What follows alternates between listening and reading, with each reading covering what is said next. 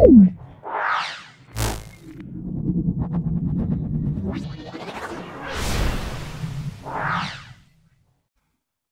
আমরা সেট 6টা দেখো ব্যাখ্যা করছি, খুব ভালো করে দেখো। তাপ সঞ্চালনের প্রথম দেখো গ্রুপ এ এমসিকিউ। তাপ সঞ্চালন যে পদ্ধতিতে মাধ্যমের কণাগুলো স্থানচ্যুতি ঘটে না। মনে রাখবে, পরিবহন পদ্ধতিতে মাধ্যমের কোনো স্থানচ্যুতি ঘটে না। এর অপশন বি বলবে। কোনটি উষ্ণতা বৃদ্ধিতে উষ্ণতা হ্রাস পায়? উষ্ণতা বৃদ্ধিতে কোনটির রোধাঙ্ক উষ্ণতা বৃদ্ধিতে হ্রাস পায়? রোধাঙ্ক বা রোধ উষ্ণতা বৃদ্ধিতে হ্রাস পায়, সেটা হলো অর্ধপরিবাহী। অ্যাম্পিয়ার অ্যাম্পিয়ার অ্যাম্পিয়ার মানে আমরা বলবো আই সমান, আমরা জানি কিউ বাই টি। তাহলে অ্যাম্পিয়ার বা আরেকটা আমরা আই সমান কিউ বাই টি জানি, আর জানি ভি সমান আই আর। তাহলে আই সমান আমরা বলবো ভি বাই আর। তাহলে এইটার সাহায্যে দেখো কুলম পার সেকেন্ড, আর এটার সাহায্যে বলি ভোল্ট পার ওহম। তাহলে দেখে নাও ভোল্ট পার ওহম, তাহলে অপশান বি আমরা দেখো ভোল্ট পার ওহম এটা পাবো। আর যদি এই সমীকরণের সাহায্যে একক হতো, আমরা বলবো সেটা কুলম পার সেকেন্ড। নিষ্ক্রিয় মৌল পরমাণুর বাইরের কক্ষে কটা ইলেকট্রন থাকে? 2 বা 8টা থাকতে পারে। নিষ্ক্রিয় মৌল 2 বা 8টা থাকতে পারে।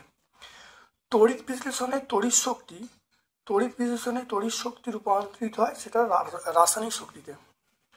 লেব্লাং পদ্ধতিতে প্রস্তুত করা হয় সেটা হলো HCl বা হাইড্রোক্লোরিক অ্যাসিড। ডুয়ালুমিনে থাকে না।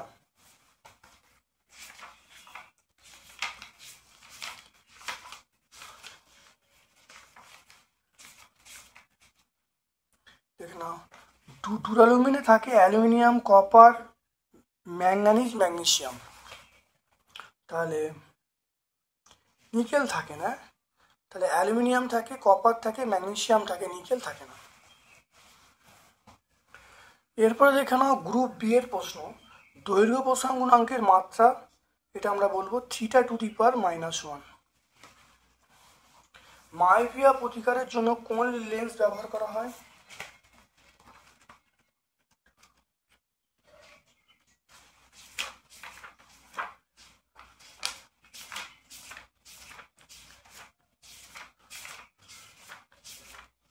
দেখে নাও, মাইভিয়া প্রতিকারের জন্য আমরা অবতল লেন্স, দেখো উপযুক্ত ফোকাস দৈর্ঘ্যের অবতল লেন্স আমরা ব্যবহার করব। তো এটা আমরা পেজ নাম্বার 54 পেয়ে যাব, এখানে লিখছি না। অ্যাকুয়াস হিউমার কি?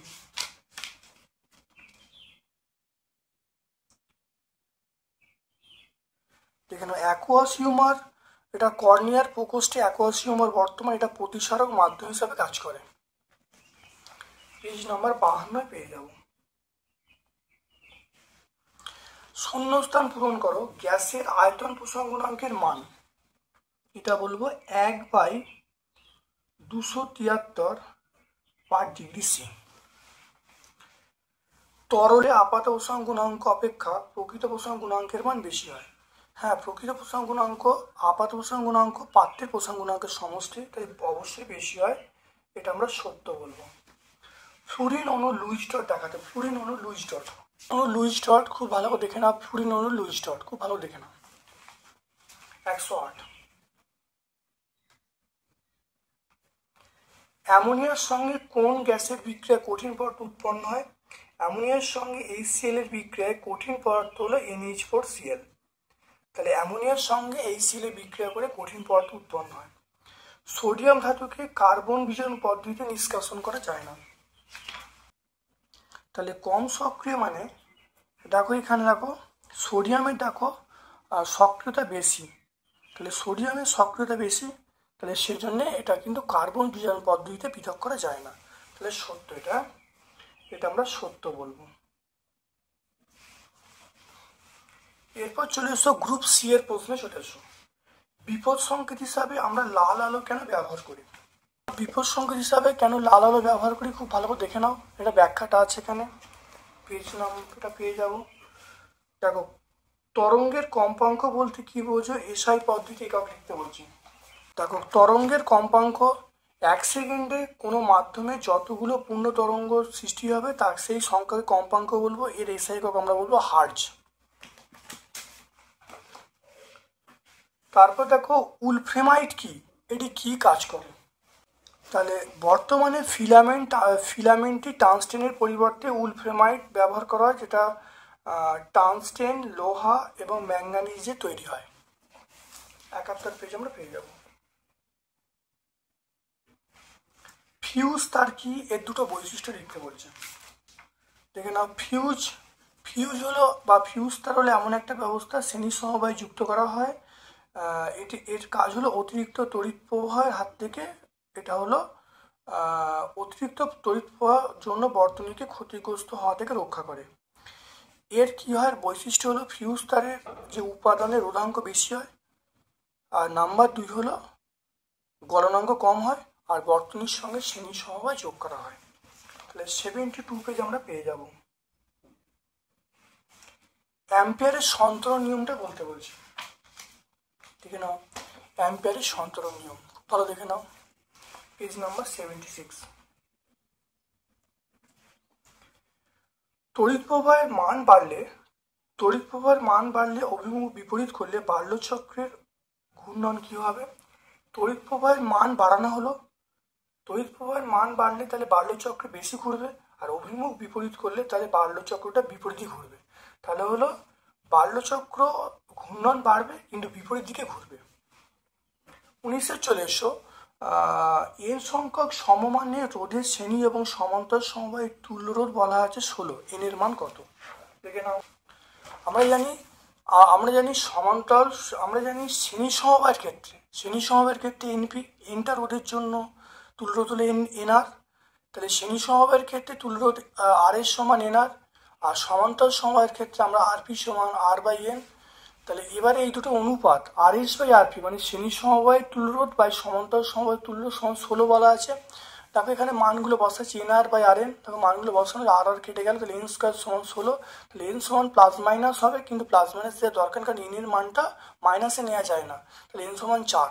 তাহলে কটা হলো, তাহলে এন এর মান পেয়ে গেলাম আমরা 4। তাহলে এন এর মান আমরা অ্যান্সার 4 পেয়ে গেলাম। এরপরে চলে এসো এইটা, R1 ও R2 এর মধ্যে কোনটা বড় দেখে নাও। আর পরিবাহী রোধ, এটা মনে রাখবে, পরিবাহী রোধ মানে হলো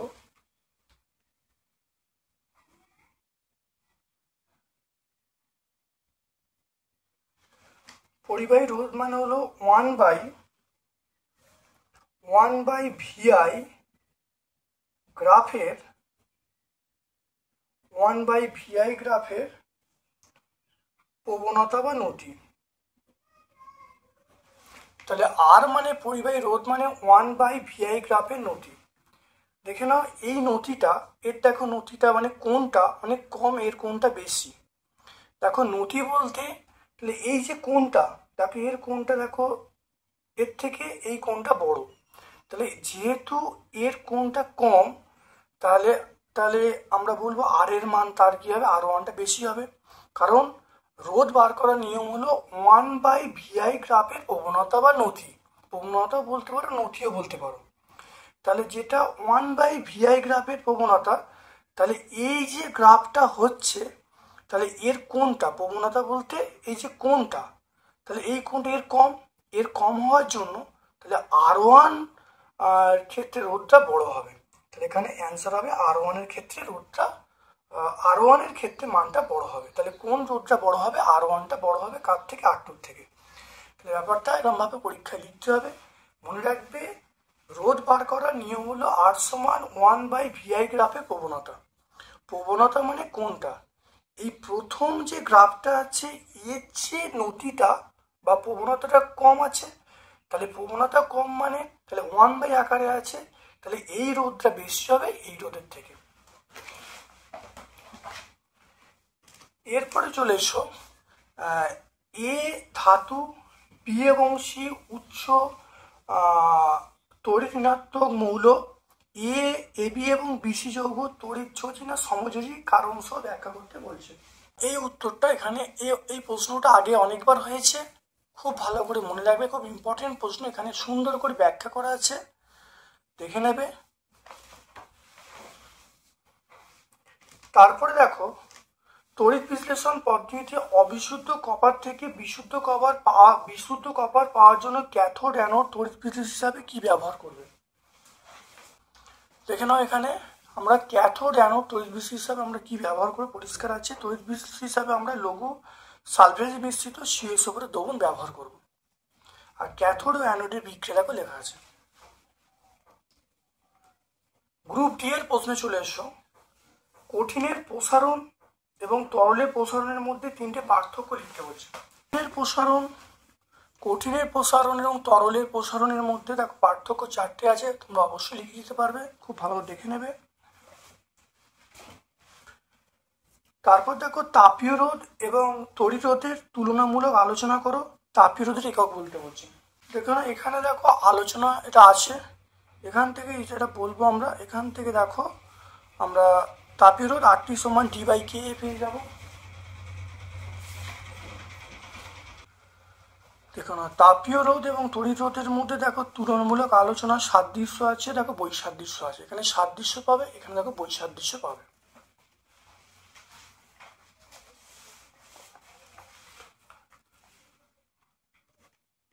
তারপর দেখো কোষের অভ্যন্তরীণ রোধ কোন কোন বিষয়ের উপর নির্ভর করে।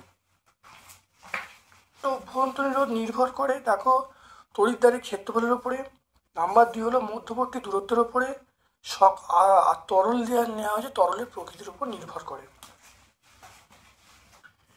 পরেরটা দেখো একটা অঙ্ক আছে, 1 মিটার দৈর্ঘ্যের এবং 2/√5 সেমি ব্যাসের একটি পরিবাহী তারে দুপ্রান্তে 15 ভোল্ট বিভব প্রয়োগ করা হলো। তার মধ্য দিয়ে 0.2 মিলি অ্যাম্পিয়ার তড়িৎ প্রবাহিত হচ্ছে। তারটির পরিবাহিতা এবং রোধাঙ্কের মান নির্ণয় করতে বলছে। দেখো না এখান থেকে এল এর মান আমরা জানি, আর এর মান দেখো 2/√5, তাহলে /2, তাহলে এখান থেকে দেখো আর এর মান পেয়ে গেলাম 1/√5 সেন্টিমিটার। তাহলে আর থেকে দেখো আমরা জানি তারের ক্ষেত্রে πr², তাহলে মানটা বসিয়ে দিলাম। এখানে দেখো এটা πr² মানে 1/√5, তাহলে মান বসিয়ে দিয়েছি, তাহলে 1 হয়ে গেল। তাহলে 1 সেমি স্কোয়ারকে মিটারে চেঞ্জ করতে গেলে 10⁻⁻⁴ মিটারের স্কোয়ার। এবার জানি ভি সমান IR, ভি এর মান দেওয়া আছে, আই এর মান দেওয়া আছে। আই মানে 0.2 মিলি অ্যাম্পিয়ার, 0.2 মিলি অ্যাম্পিয়ার মানে 0.2 × 10⁻³ অ্যাম্পিয়ার। ভি সমান IR করেছি, আর এর মান দেখো বার করেছি, বার করে দেখো এখানে পেয়ে গেলাম। তাহলে পরিবাহিতা মানে কি 1/R, তাহলে 1/R করলে দেখো এই অ্যান্সারটা পেয়ে যাচ্ছি। তাহলে পরিবাহিতার মান আমরা পেয়ে গেলাম, এইটা হলো পরিবাহিতার মান। তাহলে পরিবাহিতার মান আমরা, এইটা হলো পরিবাহিতার মান পেয়ে গেলাম।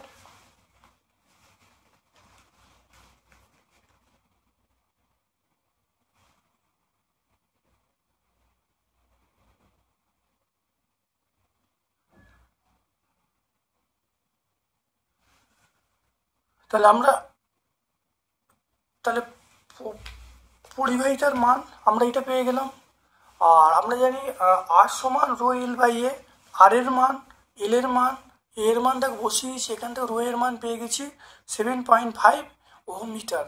তাহলে 7.5 হলো এটা আমরা বলবো এটা রো এর মান। আর পরিবাহিতাঙ্ক মানে সিগমা মানে 1/ρ, তাহলে 1/7.5 এটা মো মিটার ইনভার্স, এটা মো, ওহমের উল্টো মো মিটার ইনভার্স। তাহলে অ্যান্সার হয়ে গেল। আমরা এখানে উত্তর রাখতে পারি, খুব ভালো করে প্র্যাকটিস করবে, তবেই কিন্তু অঙ্কটা কিন্তু পরীক্ষা হলে করতে পারবে। দেখো 23-এর প্রশ্ন চলে এসো। H3 শিল্প উৎপাদনে অসওয়াল পদ্ধতিটার প্রতিটি ধাপে রাসায়নিক বিক্রিয়া লিখতে বলছে। দেখে নাও, আমরা চলে আসছি অসওয়াল পদ্ধতি।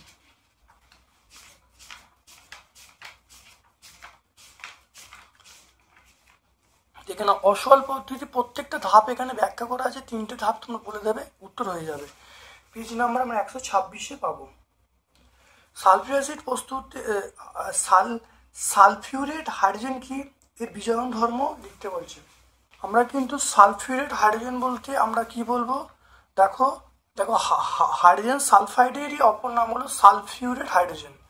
এর বিজারণ ধর্ম, এখানে এর বিজারণ ধর্ম পেয়ে যাব, দেখতে পেলে। তাহলে পেজ নাম্বারে আমরা 23-এ পেয়ে যাব, পেজ নাম্বার 123-এ 122-23 সব পেয়ে যাব। তারপরে চলে এসো 24-এর 1-এ। দেখো অ্যালুমিনিয়াম পাতে মোড়া আচার খাওয়া উচিত নয় কেন? দেখে নাও অ্যালুমিনিয়াম পাতে মোড়া আচার খাওয়া উচিত নয় কেন, কারণ দেখে নাও এটা এর আচারের মধ্যে ভিনিগার থাকে। তাহলে ভিনিগার মানে অ্যাসিটিক অ্যাসিড, যেটা বিক্রিয়া করে অ্যালুমিনিয়াম ঘটিত লবণ উৎপন্ন করে, যা মানবদের পক্ষে ক্ষতিকারক। অ্যামালগাম কি?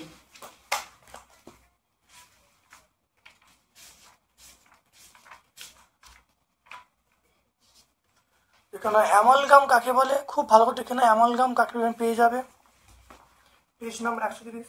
জার্মান সিলভারের পরিমাণ 0%। 25 ক্যাটাগরিতে দৈনন্দিন জীবনে ব্যবহৃত একটি সময় যৌগ, এটা আমরা জল বলবো। তাহলে জল বলবো, গ্লুকোজ বলবো, চিনি বলবো, জল চিনি বলতে পারি। তড়িৎযোজী হ্যালাইড এবং ধাতব অক্সাইড, তড়িৎযোজী হ্যালাইড এবং ধাতব অক্সাইডের একটি করে উদাহরণ দিতে বলছেন।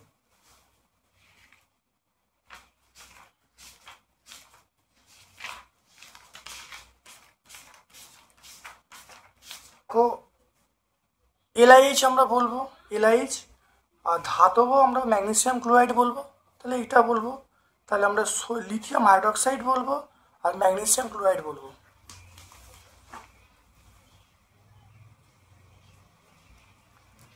অথবা প্রশ্ন রাখো, কপার সালফেটের দ্রবণে অ্যামোনিয়াম হাইড্রোক্সাইড যোগ করলে কি ঘটবে?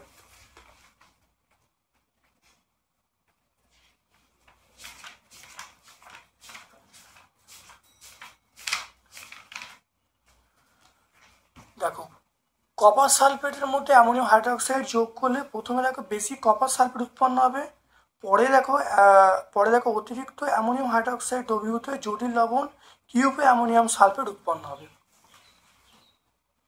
পেজ নাম্বার 120-তে পাবো। লেড নাইট্রেট দ্রবণে হাইড্রোজেন সালফাইড চালনা করলে কি ঘটবে? দেখে নাও, লেড নাইট্রেট দ্রবণে হাইড্রোজেন সালফাইড চালনা করলে কালো বর্ণে লেড সালফাইড উৎপন্ন হবে। PbNO3 প্লাস H2S সমান PbS প্লাস 2HNO3। তাহলে পেয়ে যাবো এটা আমরা পেয়ে যাবো পেজ নাম্বার 123-এ পেয়ে যাব। তাহলে 6 নম্বর সেটটা আমরা সম্পূর্ণ ব্যাখ্যা করলাম। আমার পক্ষ থেকে সকলকে ধন্যবাদ এবং শুভকামনা জানিয়ে আজকের মতো ভিডিও শেষ করলাম। Thank you.